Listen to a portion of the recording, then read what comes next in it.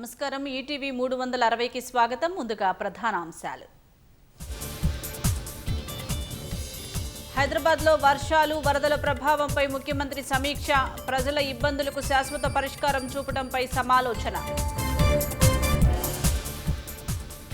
వీలైనంత త్వరగా ఎస్ఎల్బీసీ సొరంగ పనులు పునఃప్రారంభించాలి. ప్రభుత్వానికి ఈ ప్రాజెక్టు అత్యంత ప్రాధాన్యమైందన్న మంత్రి ఉత్తమ్. ఫోన్ ట్యాపింగ్ కేసును సీబీఐకి అప్పగించాలని బండి సంజయ్ డిమాండ్.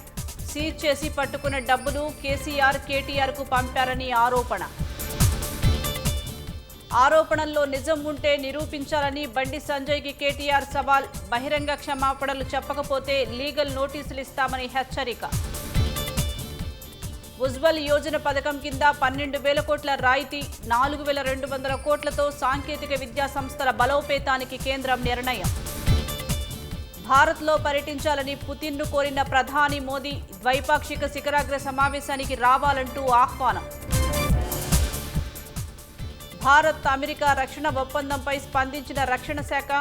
రైడర్స్ కథనం అవాస్తవమని స్పష్టీకరణ. భారత్తో వాణిజ్య చర్చలు ఉండవని తేల్చి చెప్పిన ట్రంప్. సుంకాల వివాదం తేలే వరకు సంప్రదింపులకు అవకాశం లేదని ప్రకటన.